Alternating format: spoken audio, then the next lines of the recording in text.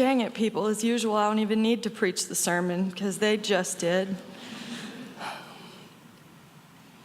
What is it to move together toward high purpose? What is it to resist that, at least at first? I had a bit of a self-righteous phase in middle school. Let's just call it a phase, shall we, and assume I am entirely over it now. At that time, in this great American tradition which goes on today, my mother used to take my big sister and I on one great big shopping trip at the end of each summer to stockpile on school clothes and, I don't know, giant 5-inch 3-ring binders and the like. For us, this always involved one trip all the way into the city, 25 miles away, to go to the Eastland Mall on one of the busiest days possible and mill around in the massive herd of humanity alongside the crowds redolent with the fumes of 1,000 trips to Bath and Body Works. Being somewhat quirky, I liked to believe that I was somehow already above all this nonsense. Somehow able to reflect from my high moral station on this soul-deadening exercise in consumer capitalism where the invisible hand of the market drove us all inexorably toward the united colors of Benetton. I was not in a mood in middle school to be herded in anybody else's direction, and I was, yes, even then already quite capable of preaching a sermon about it.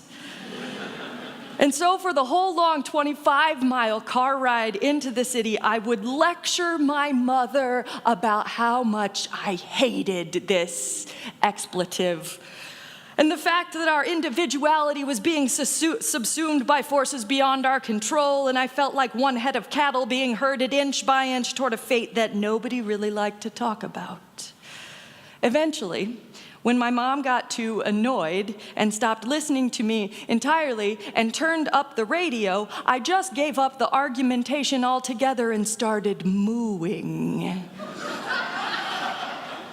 I mooed the entire trip into town. I mooed as we walked with our fellow herds of cattle into the mall and the parking lot, and eventually when we did arrive at the mall, I discovered there was an Orange Julius directly across the hall from the United Colors of Benetton, and I got myself a giant one because back then there were not multiple flavors of Orange Julius. And I sat myself down at a cafe table in the mall and proceeded to moo loudly at all of the teenagers making their way into that store to buy mini skirts. You are being driven by forces you cannot actively engage in, I was implying in the most obnoxious and entitled way possible. You are a herd instead of actual humans. You are abandoning your individuality in exchange for a little tiny triangle on your butt of your jeans that says guess. Yeah, do any of you have those? Guess jeans? You know. Yeah. I said all that while mooing and enjoying my Orange Julius, and wisely after that my mom said she would not take me to the mall anymore. And she just started giving me a clothing allowance in one chunk with the firm reminder that I could spend it where and how I wanted, but would receive no more when that was done. I'm pretty sure that despite my protest, I ended up spending a good chunk of that money at the mall anyway. So, well, protest is not always pure.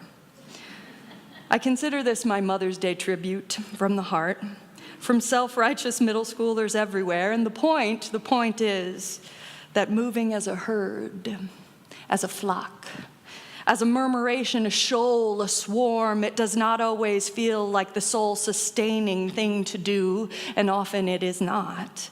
I was annoying, for sure.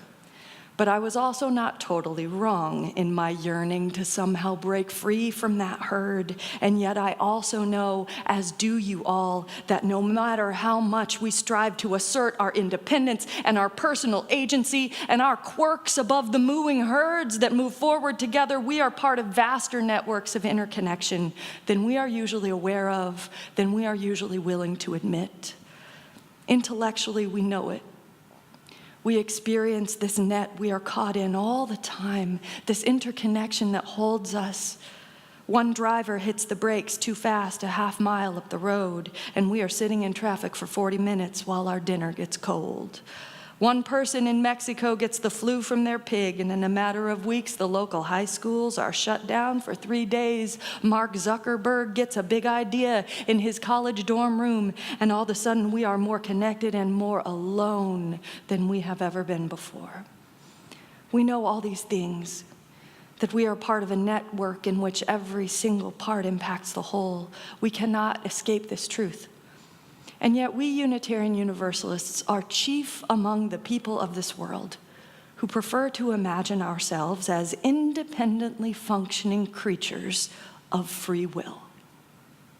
As UU religious educator Jill Schwinderman has written, Unitarian Universalism fiercely defends the worth and self-determinacy of every person. We attempt to be receptive to each individual's unique gifts, including those offered by the very young and others whose voices are not amplified. Where questions are welcomed, those on the outside find refuge. This is a central characteristic of who we are as religious liberals. We are the people who believe that people can determine their own belief systems. We are the people who believe in ourselves, following the examples of Unitarian Universalists who came before us, and the wisdom teachers like Siddhartha the Buddha, who advise us wisely to look for the truth within as to the only light. We are individualists because we believe every person is powerful and is responsible for wielding that power. But that individuality that we praise, that we lift up, that we cultivate in ourselves, it is at best a philosophical idea. At worst, it is an outright fabrication. As the great German philosopher Ernest Schopenhauer famously pointed out, there is an inherent problem we face between our need for intimacy and our desire for self-identification. Schopenhauer famously talked about this not by describing larks or cattle herded toward that dubious end, but by describing porcupines in the dead of winter. You see, like all animals, in the dead of winter, porcupines find themselves compelled to huddle together for warmth so that they might survive all that the world will throw at them, just as we do. Yes, huddle together so that we might survive. But when porcupines huddle together so close for warmth, you know what happens? They poke each other. And in the natural world, you observe an inclination for those porcupines to spread out, such that some go so far away from the discomfort of their connection that they lie outside of the circle of community altogether and freeze to death in the world that will not protect them unless they protect each other. You do not want to be that porcupine. There is a middle space. A middle space between our pull for intimacy and our need for self-determination, a middle space where community is possible, where all might survive. On a biological level, it is the yearning for that middle space where we are together, not alone, in community, but not subsumed. It is that space that makes us human. We are inherently social creatures. To be for the human being is to be in it together. And after describing our validation of this individualism, Jill Schwinderman, that same religious educator I quoted earlier, she says, Unitarian Universalism must also challenge us to be faithful not only to ourselves, but to our embeddedness in community. From the moment of our conception, none of us exist except in relationship to each other. None of us exists without the web that connects us. None of us can even begin to exercise our independent thinking and powerful will unless we do so in the context of an all-embracing something that holds us together, whether we like it or not. The question is, what is that something that is worth banding together for? What is it that we are flocking toward? If I could be so bold, what is the vision that unites us individually as we choose to move together? What is worthy of the reverence of our connection? Clearly, I decided a long time ago that the purchase of tube skirts at the United Colors of Benetton did not pass my middle school test for what is worthy of reverence. I was not willing to subsume any part of my individuality to the attainment of a pair of jeans. And yet today, like so many of you, I spend much of my life engaged in acts of strategic flocking. Today, I, like many of you, give myself over to the building of communities, especially this one, where we move together in ways that have some power to heal, to salve some old wounds, to make a difference. It would do us all good, Adrienne Maree Brown said in our reading, to have strategic flocking in our playbooks. In community organizing, which I am deeply committed to, we talk a lot about the fact that power concedes nothing without demand. When Adama went to the housing authorities on her own, power conceded nothing to her, even with the force and commitment of her demand. When Adama, together with AIM, together with our communities, together with her partners and friends at Southlake Elementary School, went to say it is imperative that our children have access to after-school education, hundreds of children have that opportunity. Power concedes nothing without demand, and we do not have the power to make those demands unless we strategically flock together towards ends we create for each other. Because of that, I give a lot of myself to that community organizing.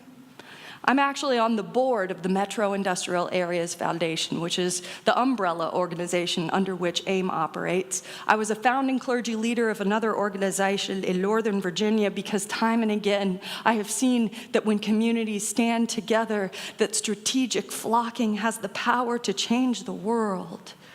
There is higher purpose. In our movements, there is higher purpose merely than survival. Maybe the schools campaign that we have worked so hard for, maybe the community that gets a stoplight where they need it at most, or a crosswalk that keeps each other's kids safe. Maybe all of those ends and goals are good enough in and of themselves, but I see over and above it that when we do these things together, we are transformed, and it is about more than our survival. It is about something that feels a lot like beauty. Let's lend a look or a thought again to the murmuration of starlings. We have one on the cover of your order of service this week. Adrienne Maree Brown described it in our reading today: wheeling, soaring, swerving, moving together in such a way that each adapts to the movements and need of every other one, to avoid predators, it seems, and also perhaps to pass time in the most beautiful way possible. And that right there is the crux of the whole thing. That's where the reverence comes in. To flock together because of something that is worthy of our flocking, not just to fit in, not just to move through the world as painlessly as possible, not even just for the purpose of our survival, but it seems with the starlings for the chance to move in this world in the most beautiful way possible. That, it seems to me, is a vision worth giving over a fair bit of my individuality for, so that we all might survive, and in our surviving might create something beautiful alongside each other. There is art in our shared liberation, and there is loveliness, and the expression of something that claims us and calls us beyond our continued existence alone. May we touch that, if even for a moment, in our strategic flocking together. May we trust one another so deeply that we too might move as a murmuration, keeping each other safe and proclaiming that some things are worth our communal efforts. May it be so.